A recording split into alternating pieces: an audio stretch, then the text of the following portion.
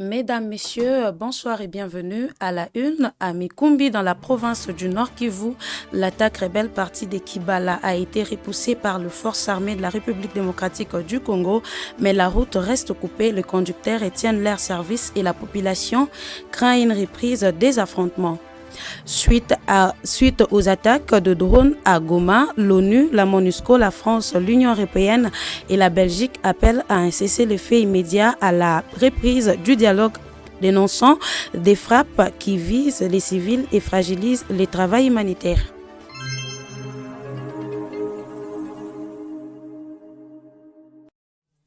Encore une fois, bienvenue mesdames, messieurs, à Mikumbi, dans le groupement de Luberiké, à Walikale. Un calme incertain règne après des combats à la veille entre l'AFC M23 et les FARDC appuyés par le Wazalendo qui ont bloqué l'axe Munganzi-Kachebere. Détail.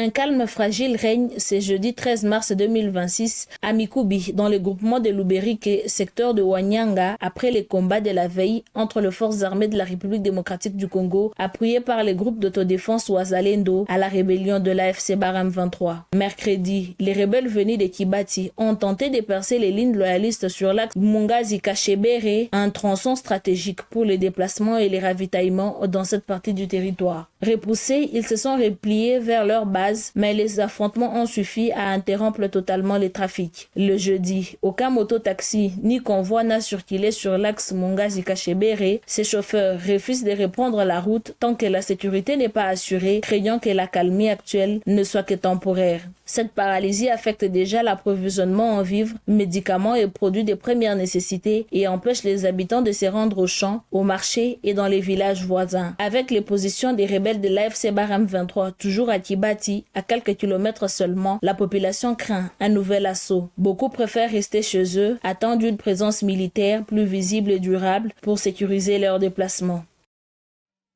Toujours au Nord Kivu, 48 heures après la reprise du village de Mukole à Walikale par le FARDC et les Wazalendo, les habitants quittent enfin la forêt et rentrent chez eux malgré la peur et les centres de santé toujours fermés. 2 jours après la reprise du village par les forces armées de la République démocratique du Congo, appuyées par le groupe d'autodéfense Wazalendo, les habitants de Mukole et dans la localité de Balindu, au sein du groupement Kisimba, commencent progressivement à rentrer chez eux. Depuis le mercredi 11 mars, plusieurs familles quittent les abris des fortunes installés en pleine brousse où elles avaient trouvé refuge lors des violents affrontements du lundi contre les combattants de l'FCM 23. Pour ces habitants, rester plus longtemps dans la forêt devenait presque impossible. Entre les pluies insistantes, les manques de nourriture et l'absence totale de moyens et de substances, beaucoup disent avoir choisi de rentrer malgré la peur encore présente. Mais selon les sources locales, de nombreux déplacés hésitent encore à rentrer. La crainte d'une reprise des combats continue d'effréner plusieurs dizaines de ménages restés cachés dans la brousse. Les secrétaires administratifs du groupement Kisimba, Lavi Changui, expliquent que l'insécurité persistante empêche encore plusieurs familles de regagner leur habitation. Pour ceux qui ont déjà retrouvé les villages, les défis sont immenses. Les centres de santé restent fermés, rendant tout accès aux soins impossible pour la population, alors que les médicaments se font extrêmement rares. Mukole tente aujourd'hui de reprendre vie, mais sans les services essentiels nécessaires pour soutenir ces fragiles retours des populations. Direction Goma, au quartier résidentiel Imbi, une attaque au drone tue 3 personnes dont une humanitaire française de l'UNICEF et déclenche une condamnation internationale. Détail. 3 personnes ont été tuées tôt dans la matinée du mercredi 11 mars 2026 dans le quartier résidentiel de Imbi à Goma. Parmi les victimes figure une travailleuse humanitaire française de l'UNICEF ainsi que des civils. L'attaque menée à l'aide de drones, selon plusieurs sources, a également causé d'importants dégâts matériels dans les habitations de la zone. Dans une réaction officielle, la mission de l'Organisation des Nations Unies pour la stabilisation en République démocratique du Congo a fermement condamné cette nouvelle escalade de violence. Dans un communiqué, le coordonnateur humanitaire résident Bruno Lemarquin s'est dit profondément préoccupé par ces attaques, dénonçant notamment l'usage d'armes et de drones susceptibles de mettre gravement en danger les populations civiles ainsi que les personnels des Nations Unies. le chef par intérim de la MONUSCO, a également présenté ses condoléances aux familles des victimes, notamment à celles de l'employé humanitaire décédé, saluant par ailleurs l'engagement et le dévouement du personnel des Nations Unies qui œuvre sur les terrains dans des conditions difficiles. Face à cette situation, l'ONU, tout comme la France, l'Union européenne et la Belgique, appellent les parties en conflit à mettre immédiatement fin aux violences et à respecter les cessez-le-feu proposés par l'Angola. Ses partenaires internationaux encouragent également la reprise du dialogue politique afin de protéger les populations civiles et de consolider les efforts de paix en cours. La tension reste vive dans l'est de la République démocratique du Congo, autour de Goma. Les forces armées, voulais-je dire, de la République démocratique du Congo poursuivent leurs opérations contre la rébellion de l'AFC M23, une situation qui ravive des inquiétudes sur l'avenir du processus de paix. Reportage.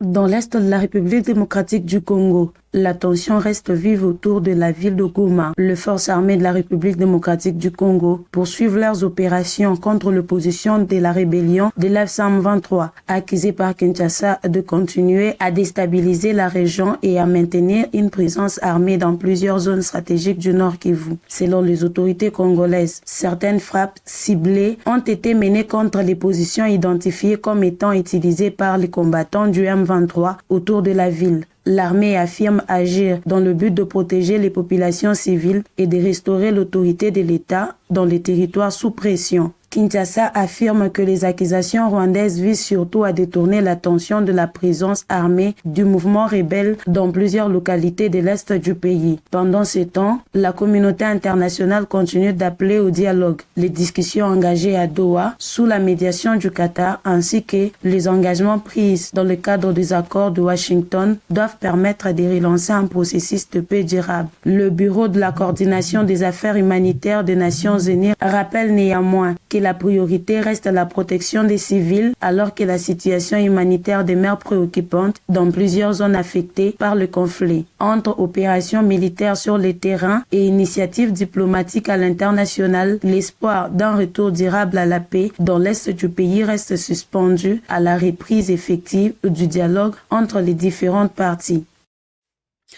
Au Lualaba, un éboulement sur les sites Safi a lié au plus récent a coûté la vie à 11 mineurs travaillant hors du cadre légal. Les acteurs locaux pointent deux manquements de surveillance et la présence irrégulière militaire. Ils exhortent l'État et l'entreprise à agir pendant que les recherches se poursuivent.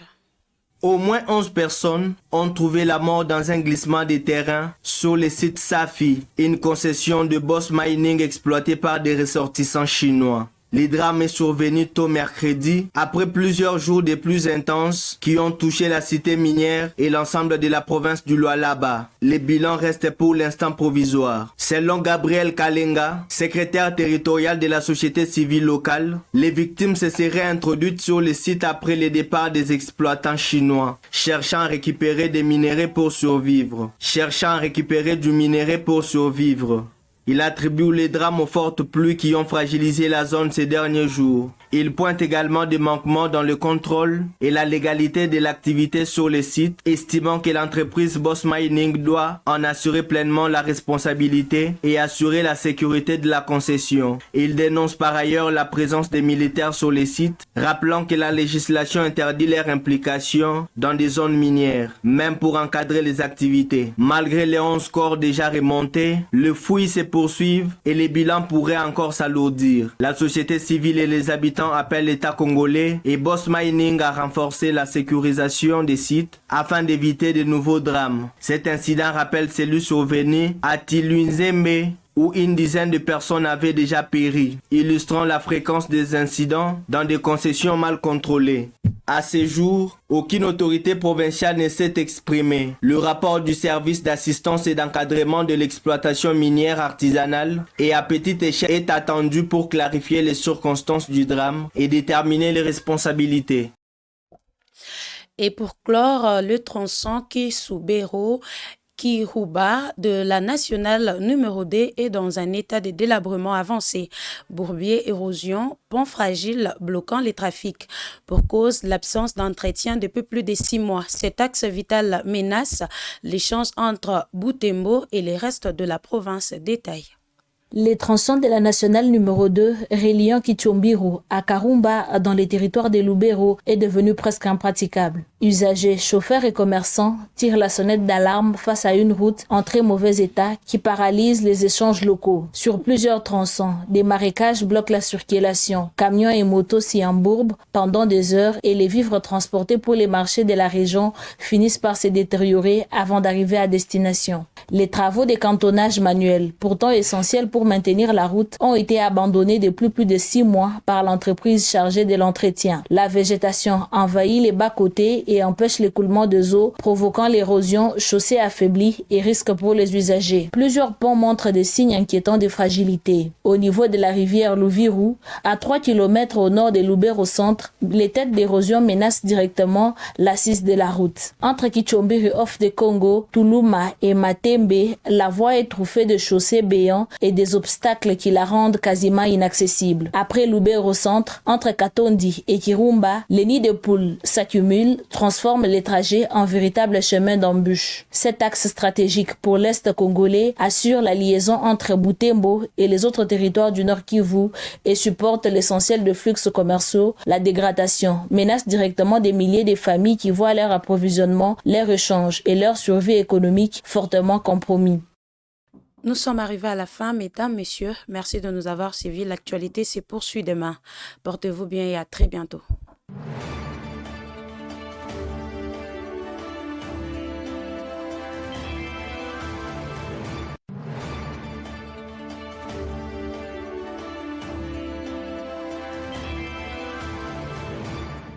Troubles du système immunitaire, chute de tension, maux de tête, fatigue, perte de poids, frigidité et diarrhée. Dites adieu aux inconforts et retrouvez une nouvelle jeunesse avec une tasse du Maxi Bien-être au quotidien. Une solution bio composée des plantes traditionnelles, 100% naturelles et reconnue pour sa vertu. Une formule adaptée pour hommes et femmes. Depuis plus de 10 ans, le Maxi Bien-être Café renforce le système immunitaire, restaure la fatigue physique, améliore le sommeil, aide à stabiliser la tension et la glycémie, nettoie les reins, soulage l'hémorroïde et la constipation. Maxi Bien-être restaure les dysfonctionnements sexuels, l'impuissance et l'éjaculation précoce. Maxi Bien-être est disponible partout dans le monde. Passez vos commandes sur le numéro affiché.